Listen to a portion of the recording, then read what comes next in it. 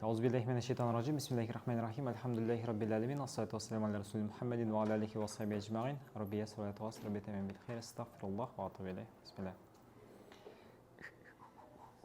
Алейкум. Қалайсыздар? Жатарыңыз қалай отыр? Жақсы отыр ма? Ойдағыдай отыр ма барлығы?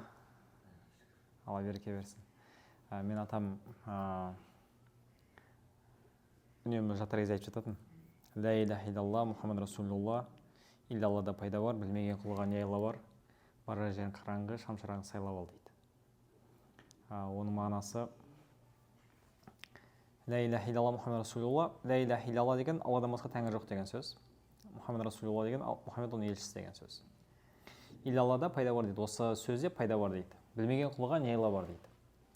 Не істей аласың дейді. Егер адамдар соның мәнісін түсінбейтін болса дейді. Бір кісі қайтыс болып жатқан кезінде, өлім аузына шыққан кезінде дем салуға шақырды. Кірдім, осыны айтып жатырмын. Ла иляха иллалла Мұхаммад Расулулла деген бар. Ол деген сөз Алладан басқа тәңір жоқ деген сөз, Мұхаммед оның елшісі деген сөз. Құдай біреу деп түсіндіріп отырмын ғой. Сөйтсем жаңағы кісі айтады, көп те кетпейді ғой дейді. Яғни Құдай деген көп те кетпейді ғой дейді. Ештеңе қылмайды. Ешбір Құдайды ренжітпейін деп ойлап тұрды енді ол кісі. Машалла. Баке, алейкумассалам. Өшіп қалды дейді экран. Сонда ол кісінің қазір өлім аузына шыққан кезінде ол кісіге сен қалай түсіндіресің ла иляха иллалланы? Ана жерде сен ғылыми, ақли дәлелдер айтып пікірталасып жатасың ба ол кісімен? Пікірталасып жата алмайсың. Кей кезде просто үндемей қоя саласың бітті ситуацияларда, өйткені келмейді дәлелдеуге. Сол үшін ғалымдар айтады, сен өлеріңде шынайы ла иляха иллалла Мұхаммад Расулулла деп айта алу үшін сен соған сай өмір сүруің керек деп айтады. Сен соған сай, соны түсінетін, соны сезінетін дәрежеде жүрегіңе қатты тереңдетіп соны сезініп үлгерсең, сол сенде шығады дейді. Өлеріңде. Мен басқа бір кісіні көргенмін, тағы да өлейін деп шыққан. Енді біз кешіріңіздер, ондай ауыр тақырыптан бастап жатқан өмірден. Мамандығым имам ғой енді, не істеймін енді. Өлейін деп жатқан кезінде өзіне қамшымен дем салып жатқанын көрдім бір кісінің. Иә, бүйтіп. Өйткені оны көргені сол еді. Сол нәрсемен айналысатын, сол әйелдер болып жаңағыдай түнеуге баратын жан-жаққа, сондай көргені сол еді. Бір кісіні көрдім, өлерінде қатты тамақ ішкенін көрдім. Осындай үлкен-үлкен ыспен тойып, көптеп ішіп, тағы да бер деп көп ішкенін көрдім. Адам өлейін деп жатқан кезінде жүрегіне ең қатты әсер еткен нәрселер бетіне шығады. Сондықтан егер де қазірден бастап адам ла иляха иллалла Мұхаммад Расулулланы түсініп алмаса, жүрегіне қатты тереңдетіп, бекітіп өмірдің мәнісі қылып алмаса, бағанағы айтқандай сұрақтарына, күмәндарына жауап беріп алмаса, өлейін деп жатқан кезде сіздің аузыңыздан ла иляха иллалла Мұхаммад Расулулла емес, басқа бір сөз шығып кетуі мүмкін. Кейбір кісілер боқтайды, кейбір кісілер заттарды айтып жатады. Үйім дейді, біреу балам дейді, біреу басқам дейді. Не үшін көп құдай емес, неге бір құдай? Біздің ассаламағалейкум. Машалла, талмай қалдым сізді. Қалайсыз? Жақсы өзіңіз? Жақсы, шүкір. Ол кәм жараса қапты ғой сізге? Жоғары шығыңыздар.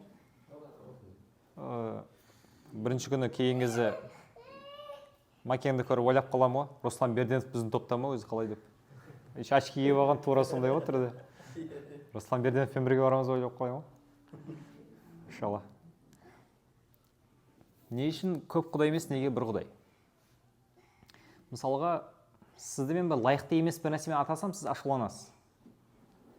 Мысалға, мен сізге айтсам, ей, керең десем, ол кемсіту. Өйткені сізге лайық емес олай деп айту, сіз естисіз. Ей, соқыр десем, кемсіту. Бірақ өйткені сіз көресіз ғой. Ей, бас істемейтін ақымақ десем, ашуланасыз, өйткені ол кемсіту, өйткені сіздің басыңыз істейді. Ал енді Аллаға келген уақытта ей көп құдайлардың біреуі, көптің бірі. Я болмаса, ей қасында басқа біреу болмаса өзі жарата алмайтын құдай десем. Кемсіту бұл. Бұл кемсіту. Құдайды кемсіту. Адамзат тарихында ең әуелгі пайғамбар Адам ата ғой. Ең әуелгі пайғамбар Адам ата. Адам атаны Аллах тағала жаратам деген уақытта әңгіме неден басталғанын басынан бастайын. Періштелер қарсы шыққан. Адам атаны жаратайын деп жатқан кезде періштелер қарсы шыққан. Періштелер жындарды көрді ғой. Бірінші жындар жаратылған негізі. Жындар деген раса бар, халық бар сондай. Жындар бірінші жаратылған, жер бетінде олар бұзғыншылық қылған, соғысқан, басқалған. Соны періштелер көрген. Жындардың ерекшелігі не еді? Олар мұсылман, кәпір болып бөлінеді, үйленеді, көбейеді, адамдар сияқты халық қой. Сосын соның барлығын көрген соң адам атаны жаратам деген кезде періштелер қарсы шыққан. Сен жер бетінде бұзғыншылық жасайтын, сен жаратқан әдемі жерді бұзатын біреуді жаратасың ба дейді. Біз сені, Алла, ұлықтаймыз ғой дейді. Періштелердің нәпсі деген жоқ. Олар сәждеде тұрма, өмір бақи 500 жыл бойы сәждеде тұра беруі мүмкін Алланы ұлықтап. Ода нәпсі деген жоқ. Олар әйел еркек болып бөлінбейді, қыз жігіт деген, шахуат деген ондай ештеңе жоқ. Таза жаратылыстар да. И олар айтады Аллах тағалаға, Аллах тағалам, не істейсің адам жаратып? Біз сені онсыз да ұлықтаймыз ғой дейді. Ұлықтау тұрғысынан Аллах тағала адамға мұқтаж болмаған, в принципе, жаратқанға дейінде. Сөйтіп қарсы шығады. Қарсы шыққанда қалай? Уәжін айтады, көңіліндегісін ашық айтады. Сол кезде Ібліс бар болған. Ібліс деген ең главный шайтан. Қарапайым тілмен айтқан кезде. Ібліс деген ол расасы бойынша, жаратылысы бойынша ол жын.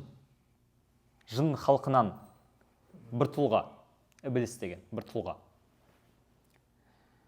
Ібліс не айтады сол кезде, адам жаратайын деп отқан кезде, періштелер қарсы шығып отқан кезде? Кім айтады? Ібліс не деп айтқан Аллах тағалаға? Ол кезде қол кеткен ба?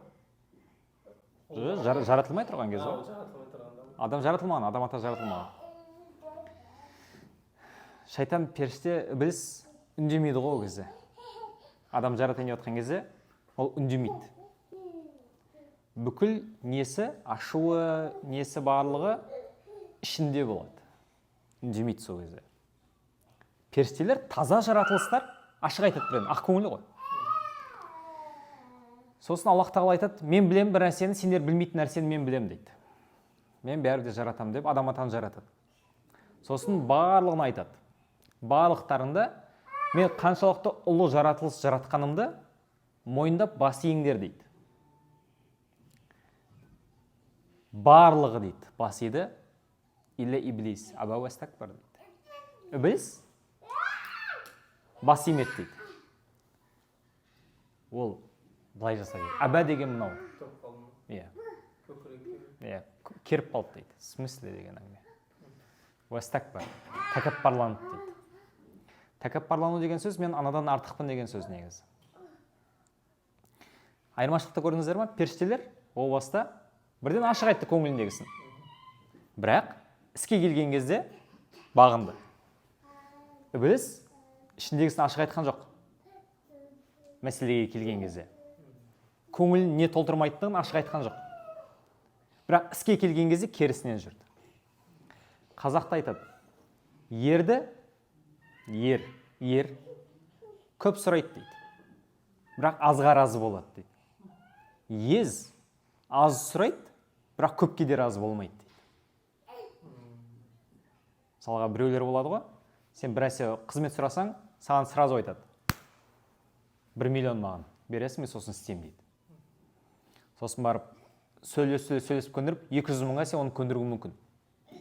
Ал біреулер болады, енді бергенді бересің ғой, енді бергеніңе разы боламыз ғой, енді бізге кішкене болады енді дейді. Бірақ сен берген соңында саған разы болмайды, артынан әңгіме айтып жүреді.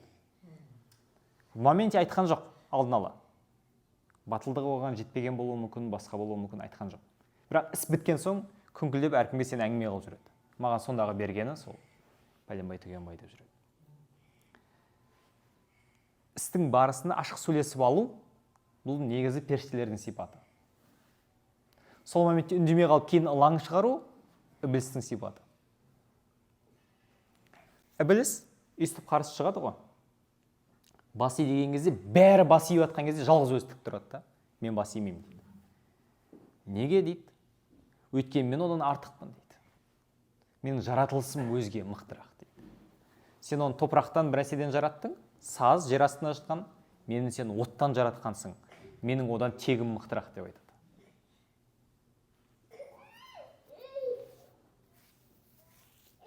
Бұл тәкаппарлық. Олай болса, оны сені қуалаймыз дейді, қуып жібереміз дейді. Оны қуып жібереді, алыстатып жібереді, ібілісті. Қарасқа ұшыратып жібереді. Қарасқа ұшыратып жүрген кезінде ібіліс не істейді? Я Алла, мені кешір. Мен енді бұлай жасамаймын. Мен қателесіп кетіппін. Деп айтпайды. Ол айтады: Я Алла, мен саған до конца барам дейді бұған. Және мен саған дәлелдеймін дейді. Бұл кісінің, бұл адамның оған тұрмайтындығына деп айтады, былайша айтқан кезде, бізді тілмен айтқан кезде. Дәлелдеуге тырысады. Маған бір уақыт бер деп сұрайды бірінші. Уақыт, қияметке шейін уақыт берілді деген кезде, қияметке дейін немен айналсам дейді ол, күнәмді жуумен айналсам демейді, мен саған дәлелдеумен айналсам дейді. Бұл адам баласы бұлай жасауға тұрмайтындығын дейді. Барлығының азғырып жүріп, саған көрсетем, адам шынайы бейнесі қандай екендігін деп айтады да. Сөйтіп соңына түседі. Принцип. Сол үшін адам ата жер бетінен тараған уақытта да, адам ата мен Хауа анамыз жәннатта болған уақытында да келіп азғырып, тозаққа кіргізуге тырысумен болған. Не үшін оны жасауға тырысады? Ол баста менің неме қуылып кетуіме сен себепсің деп айтады. Кек алам, дәлелдеймін деген нәрседен. Апа, жүре берсеңіз болады, егер де не алсаңыз, сізге жүре керек болса. Да? Все. Хорошо. Егер де жұмыстарыңыз, бастарыңыз болса деген ғой, оны тұрған ештеңе жоқ, ешті бір реніш жоқ, ешқандай. Так. Қуылып кетуге себеп болды. Иә. Қуылып кетуге сен себеп болғансың. Сондықтан мен дәлелдеймін Аллах тағалаға сенің оған тұрмайтындығыңды, сен не стоит екендігіңді, сені жаңағыдай тозаққа кіргіземін деп соңына түседі адамның. Бұл нәрсе кейіннен де жалғасады. Адам ата жерге түсіп тараған кезде, көбейген кезде де осы нәрсе жалғасқан.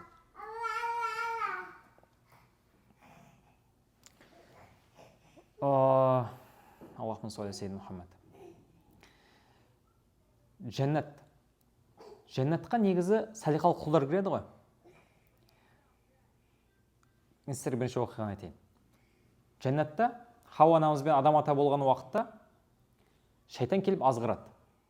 Аллах тағала жәннатқа орналастырады ғой, адам ата мен Хауа анамызды.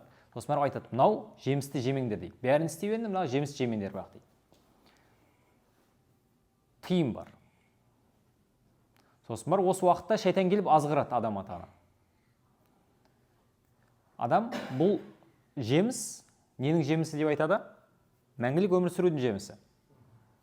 Сен бұны жесең андай болады, жесең мындай болады деп маркетингті кәдімгі 100% қосады да жегізеді ғой, азғырып.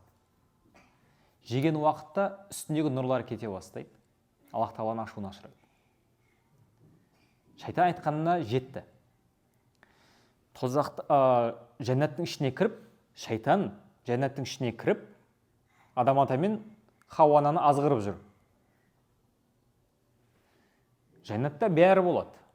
Ол кәдімгідей бізге бір жақсылықтың өтеуі ғой негізі.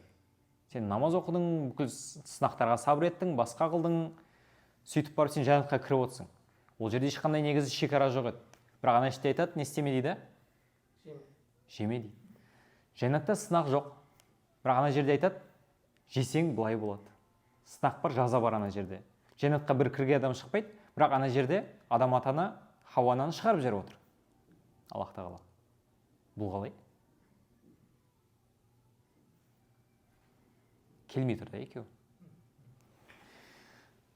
ғалымдардың сөзін тыңдасаң, ғалымдар айтады, бұның ақиқаты Аллаға мәлім, бірақ біздің түсінігімізде бұл екеуі бір жәннат емес дейді. О баста Адам ата мен Хауа ананы орналастырған жәннат бөлек жәннат, мұсылмандар қиямет қайымдағы барып кіретіні бөлек жәннат деп айтады. Әйтпеген жағдайда қиямет қайымдағы жәннаттың сипаттары мүлдем мұндай емес еді. Оның үстіне жәннаттың ішінде не жоқ? Сынақ жоқ. Жәннаттың ішінде уайым жоқ. Жәннаттың ішінде шайтан жоқ. Шайтан жақындай да жолай да алмайды даже. Тәкаппар адамның өзі жәннаттың иісін де иіскемейді. Жақындамақ түгіл, ішіне кіріп біреудікін азғырмақ түгіл. Сол үшін екеуі бөлек жәннат деп айтады. Тағы бір түсіндірме бар. Басқа ғалымдар былай дейді. Мүмкін жәннат деген жер бетіндегі бір бақша дейді. Өйткені жәннаттың аудармасы бақша. Сәйкесінше о баста Адам ата мен Хауа ананы жер бетіндегі жәннатқа орналастырған деп айтады. Осы сынақтан өтпей қалғаны себебінен Хауа анамыз бен Адам ата жер бетіне жіберіледі. Жер бетіне жіберілген соң екі географиялық нүктеде болады. Бір-бірін іздеп жүріп табады. Табысқан тауы қайтау? Рахма тауы. Арапатта тау бар, Рахма деген. Арапат күнде барлық тұрып дұға тілейді. Осы дұға тілейтін жерді Арапат тауы деп айтады. Арапат тауы деп халық арасында айтады. Әйтпесе негізі таудың аты Рахма. Арапатта тұрамыз деп айтады енді қазақтар көбіне. Осының айырмашылықтары бар. Жақсы. Аллахумма солли саййидина Мұхаммад. Мен сіздерге бүгінгі айтқым келген негізгі тақырып ол осы умрадағы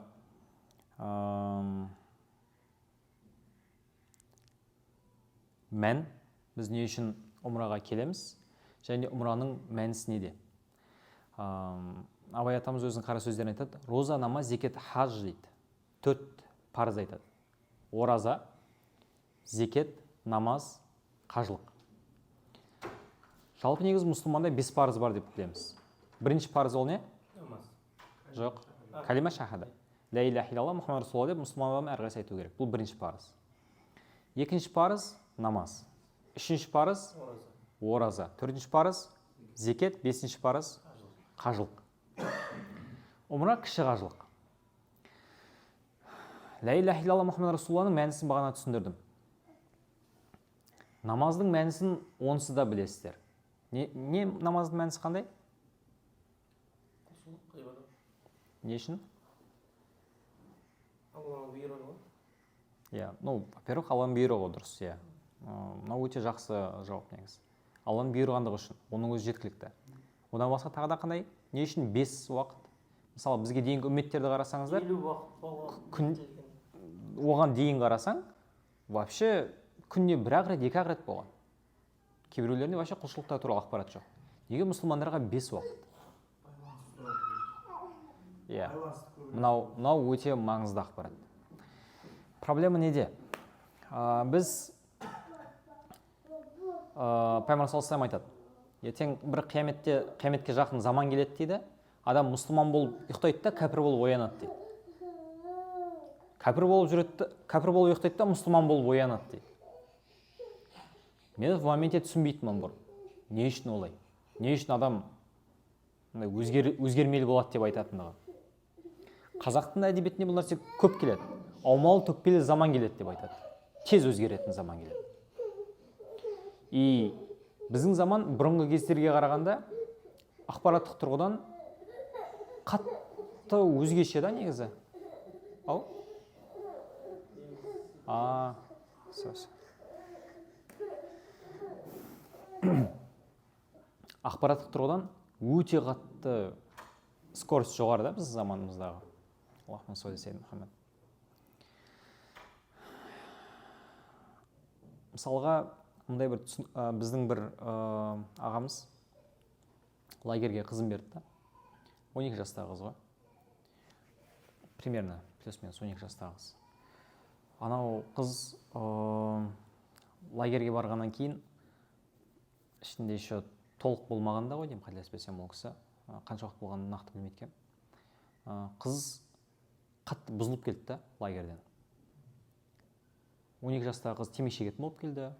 Жаңағыдай нелері бар, басқасы бар. қатты әсер еткен да. 12 күннің ішінде қыз вообще басқа адам болып кеткен. Сонымен қатар кейбір кісілерді көрдім, бір умраның кезінде келіп 180 градусқа өзгеріп шыққан адамдарды көрдім. Тіпті бұрыннан намаз оқып жүрген адамдарды озып кеткен адамдарды да білемін да. Бір адамдар бар, мысалға Бенджамин Харди өзінің кітабында айтады, мен бір досым болды дейді. Досым бір кісімен араласа бастады дейді. Ана кісі бойдақ, ішет, ойындар ойнайды, басқа қылады, сондай бір кісімен араласа бастады дейді. Ана кісі 6 айдың арасында, мен 6 ай сайын көріп тұрам дейді, 6 айда бір көріп тұрам. Өзгерістерін күніге қасында жүрсем, бәлкім байқамай қалатын едім дейді. Бірақ арасында бір көріп тұрғандықтан қатты байқадым дейді. 6 айдан кейін бір кездескенем, уже сәл мінезі бұзылған дейді, шатақтау болып қалған, әйеліне бүйтіп нұқып, сөйлеп, тесіп, шұқылай беретін шығарыпты дейді. Бір қарадым да қойдым дейді. 6 айдан кейін тағы да бір кездесем, телефонның несінде сурет тұрады ғой. Осының суретіне жалаңаш нені қойып қойыпты дейді, қызды қойып қойыпты дейді. Балалар көре алады ананы дейді. Тағы бір 6 айдан кейін кездесем, уже анау ішкіш болып кеткен, бала шағасымен айырылысып, ажырасып кеткен, тымсыз қалған дейді. Әсер. Бұрындары мысалға бір ауылдың ішіне, бір жерге бір жаңадан жаңалық келсе, ақпарат келсе, біз оны қаяқтан білетін едік? Әңгімеден. Столдың басына отырып әңгіме айтудан. Сондықтан плюс-минус сен қасындағы адам қандай екендігін, кім екендігін білетінсің. Бір ақпарат келсе, барлығынан бірдей тарап, бірдей әсер ететін. Қазір бір адам азаннан кешке дейін 10-15 секундтық роликтерден былайынан 3-4 сағат орта есеппен өткізеді. Видео көрумен, YouTube көрумен, басқамен. Анау ақпараттың барлығы ізсіз миға кетуі мүмкін емес. Миға ізсіз в принципе кетуі мүмкін емес. Мен бір кино көрген едім да, зомбилар туралы. Зомбилар туралы бір кино көрдім да. 3 ай өткеннен кейін ба түсімде мен отырмын. Яқта кім отыр? Тағы да бір 2 ұстаз отыр. Бірнәрсе бір съемка жасайын деп жатсақ, зомбилар келіп, біз зомбидан қашып бара жатырмық па. Пәленбай ай өтіп кеткен да арада. Соның несі қалып қалған ғой. Иә, әсер қалып қалған. 3-4 айдан кейін де. Мұндай не бар? Эффект третьего лица деген нәрсе бар. Барлық ойлайды. Басқаларға әсер етеді, бірақ маған әсер етпейді деп ойлайды. Дональд Трамптың сайлауларында бұл нәрсе қатты көрініс тапқан. Дональд Трамп өтірік жаңалықтар көп таратқан. Сөйтіп сол арқылы сайлаудан ұтып кетуге тырысқан. Сол кезде дауыс берген кісілерді жинап алып сауалнама жасаған ғой. Сөйтіп сұрағанда, қалай ойлайсыз, жаман жаңалықтар адамдарға әсер етті ма, жоқ па деп. Сол кезде барлық жауап берген ғой. Мен ойымша басқаларға әсер етті дейді. Сізге ше деген кезде, енді мен кішкене саналымын ғой деп айтты дейді. Бәрі сөйтіп айтқан ғой.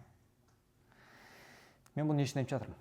Қазір ақпараттық ағынның ішінде кино да бар, видео да бар, клип та бар, әңгіме де бар, басқа да бар. Ақпараттың тым қатты көбейгендігінен жүрек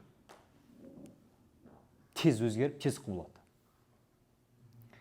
Мен бір досым бар еді, өте жақсы, намазхан, сондай көркем мінезді, сондай жігіт еді. Бір кітаптан полный атеист болып кетті. Вообще. Мен хабарлассам, менің телефонды көтермейді просто болды. Мен тағы бір досым бар еді, ізденіп сөйтіп жүреді. Мен жүрген кезімде сұрақтан жауап беріп сөйтіп жүретінмін. Мен кеттім, бітті, одан кейін звондасам, ана жігіт көтермейді. Бұл байланыс.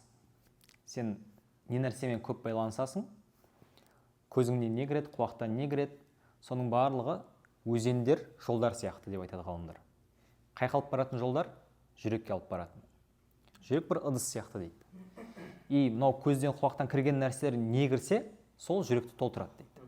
Мусор кірсе, мусор толтырады. Жаман заттар кірсе, жаман нәрселер толтырады. Дүние кірсе, дүние толтырады. Дін кірсе, дін толтырады. Жаңадан кіріп отқан нәрселер ескі нәрсені шығарып тастайды. Анау коланың үстіне су құя берсеңіз, ағарып кетеді ғой, тура сол сияқты ол да шығып кетеді. Сәйкесінше біз дүниенің арасында қайнап айналып жүрген кезде біреудің жұмысы, біреудің туысы, біреудің баласы, біреудің кредиті, біреудің басқа уайымы, әртүрлі нәрсені біз қуалап жүрген уақытта жүректегі дін мәселесін шығарып тастап отырады жаңа ақпараттың барлығы. Сәйкесінше, егер де сен Аллах тағаланы еске алудан тосылып қалсаң, сен Алланы ұмытып кетесің, жүректен шығарып аласың, ғапыл адамға айналып қаласың. Сондықтан намаз оқу, намазды дұрыс оқу адамға үнемі Аллах тағаламен жасалып отыратын байланыс. Қарасаңыздар, Фатиха сүресін біз күніне 40 шақты рет оқимыз. Жетақ қатар 40 мәрте күніге, жылдар бойы. Не үшін? Аудармасын қараса, мысалы, альхамдулиллахи раббил алемин, мақтаудың барлығы Аллаға, ар-рахман рахим, қамқор, мейірімді, мәлики яумиддин, қиямет қайымның иесі бізден сұрақ сұрайтын, ияка нағбуду ва ияка настағин, саған құлшылық етіп сенен сұраймыз. Не сұрадық біз бұл кезге шейін? Адасушылардың жолында емес. Жоқ, оған дейін. Мен уже 5 аятта айттым. Бірде-бір нәрсе сұраған жоқпыз әлде де Алладан. Пока что біз тек қана мақтаумен болып жатырмыз. Саған құлшылық етеміз, сенен сұраймыз. Сосын жартысынан бастап сұрау басталады. Ияка нағбуду ва ияка настағин, ихдинас сиратал мустақим. Бізді тура жолға сал. Сосын ары қарай не кетеді? Сиратал лазина анъамта алейхим, ғойрил мағдуби алейхим валад-даллин. Біз жаңа нәрсе сұрадық па? Жаңа нәрсе сұраған жоқпыз. Тура жол дегенді жай ғана сипаттап жатырмыз. Тура жол сұрап жатырмыз ғой. Не ол тура жол деген? Адасқандардың жолы емес. Ашуыңа ұшырағандардың жолы емес, тура жол. Сонда біз, по сути дела, күніне пәленбай мәрте мақтап отырып, пәленбай мәрте сұрап отырып, алейкум. Салли ағаме.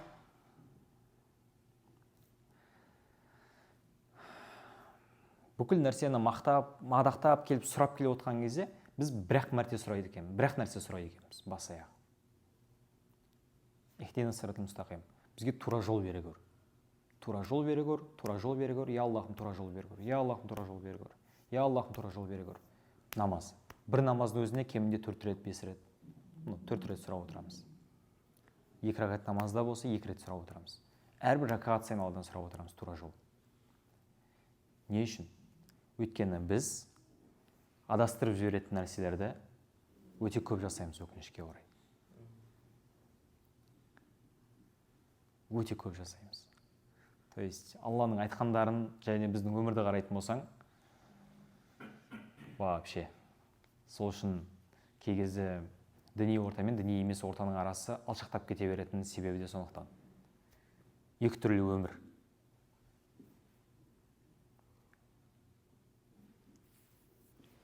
Бұл жерден умраның қандай қатысы бар дейсіздер ғой? Умра бағанағы 5 каналдан, көзден, құлақтан, жан-жақтан кіріп жатқан ақпараттың барлығынан тосылып, сәл перерыв алып, Алламен жалғыз қалып, байланысқа түсу үшін. Алланы адам ең әуелі құлақпен, көзден кірген нәрседен табады, және де неден табады? Ақылдан табады.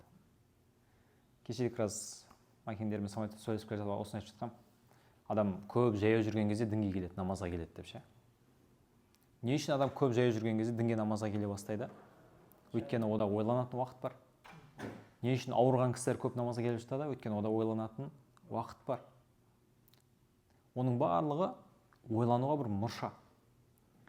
Осы орайда шайтанның ең үлкен қаруларының бірі сені тікелей күпірлікке шақыру емес, Құдай тағаланы ұмытуға, Құдай тағалаға қарсы шығуға емес.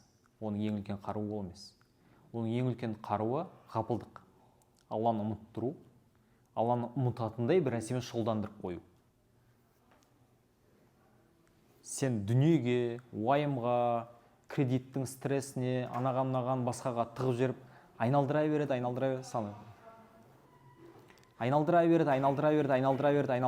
күрделендіре береді, разгонять ете береді сен миыңда.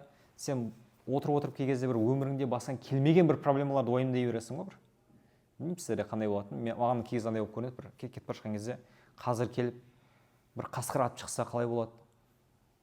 Мен онымен былай күресем, қасқыр атып шығатын жер емес негізі ана жер мүлдем. Бірақ сен соның басында разгонять етіп басасың. Осындай бір хулиган келіп бүйтсе не істеймін? Мен бүйтіп атам, қиялыңда сен әртүрлі сценарийлер разгонять етіп жатасың. Тура сол сияқты мен балам былай болса не істеймін? Мынауым қалай болса не істеймін? Бизнесім қалай болса не істеймін? Мынауым былай болса не істеймін? Сен әртүрлі басынан келмеген проблемалар шешумен айналысып жатасың да. Не үшін? Бұл ақылды адамның ісі ма негізі? Олар қаяқтан келіп жатыр жалпы? Шайтан осылай сені әртүрлі проблемалармен алдандырып қою арқылы сені алып кетуге тырысады. И бұл азаннан кешке дейін болып жатады. И сол үшін біз күніне 5 уақыт оқыған кезімізде соның барлығын бір жиып алып отырамыз. Я Аллахым, тура жолдан адастырып жібере көрме, адастырып жібере көрме, адастырып жібере көрме, адастырып жібере көрме. 5 уақыт намазды сен бекітіп алғаннан кейін барып, ары қарата сен зікірлеріңді айта бастайсың. Субханалла, альхамдулилля, Аллаху акбар, ля иляха илляллах, барлығы. Қайттан сол Аллах тағаламен байланысты күшейту үшін. Сәйкесінше адам мен Алланың арасындағы ең негізгі байланыс және де қапылдықтың емі ол намаз. Жақсы. Окей. Шаршап қалған жоқсыздар ма, нормально ма? Қиналып кеттіңіздер ғой? Алла береке берсін сіздерге. Мен салыстыруды жек көретін едім да, кішкене көңілім сояқ қарай алып кетіп жатыр да. Жақсы. Окей. Түсінікті ма сіздерге бұл тема? Окей. Фокусымыз бұзылмас үшін ғой. 5 уақыт намаз сонда Алламен тығыз байланысты. Иә. Өйткені Алланың діні Алланың жібі деп айтады да. Сол сен жіптен ұстап алып, жібермеуің керексің деп айтады. И осы сен діннен ұстап алып, жібермей қойған кезіңде бұл нәрсе сені құтқарады ақыр түбі. Сахабалардың бірі түс көрген. Мен жіп көрдім деп айтады пайғамбар саллаллаху алейхи вассалам. Жіп көрдім, жіптен ұсталып алдым да жібермей қойдым, сосын барып сонымен ұсталып жоғарыға көтерілдім деп айтады. Сол кезде пайғамбар саллаллаху алейхи вассалам жортқан кезде ол кісі айтады, бұл исламның жібі деп айтады. Туралық, сен сонымен ақыр соңына шейін исламды ұстанып, жәннатқа кіресің дегенді білдіреді деп айтады. Хорошо. Окей. Қандай сұрақтарыңыз бар?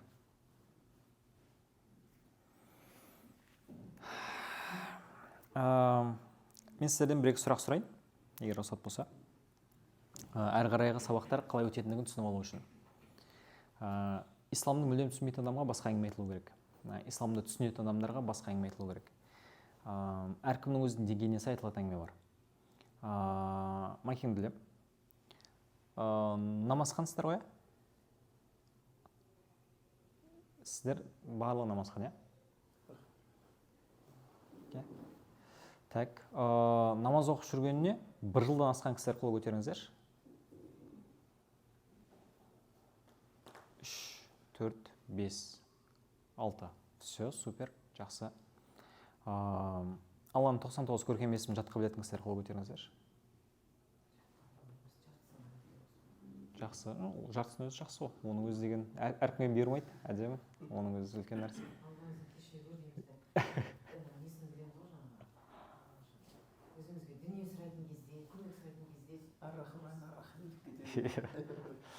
Оның өзі өте жақсы үлкен нәрсе. Алла ашуланбайды, Алладан дүние сұраған кезде. Алладан сұрамасаң ашуланады.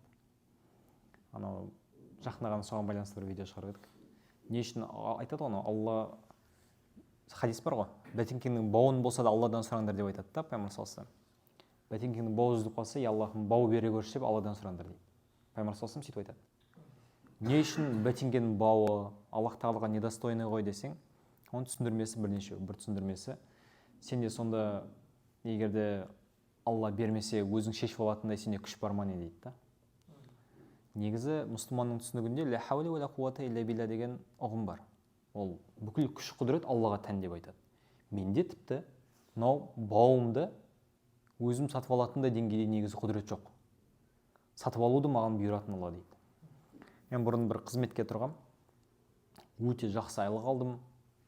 Көлік бар, бірнеше кабинет бар, арнайы қызметтік үй бар, басқа бар. Барлығы супер. В моменте қазақ байыса туысқандарын іздейді ғой. Қарындастарымды іздеп түгендей бастадым.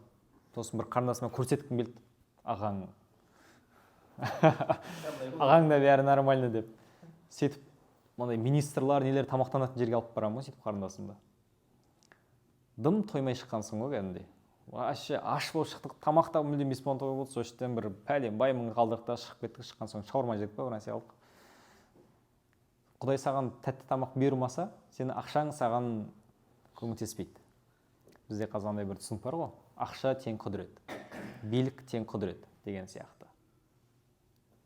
Сол үшін мұсылман адамның шынайы дұрыс түсінігі тіпті бәтеңкемнің бауы да менің қолымда емес. Бір нәрсе жасауым да, кез келген нәрсені жасауым да менің қолымда емес. Аллах тағала саған мүмкіндік береді кез келген нәрсені жасауға, тіпті күнәнің өзінде де. Не үшін саған күнә жасауға мүмкіндік береді? Өйткені егер де саған күнә жасауға мүмкіндік бермейтін болса, күнәдан тыйылып жүргендерге әділетсіздік болар еді. Ол да жасай алмай, сен де жасай алмайсың. Не айырмашылықтарың бар? Сол үшін Аллах тағала бүкіл нәрсеге мүмкіндік беретіндіктен бүкіл күш құдірет тек Аллада ғана деп түсінеді адам. Жақсы.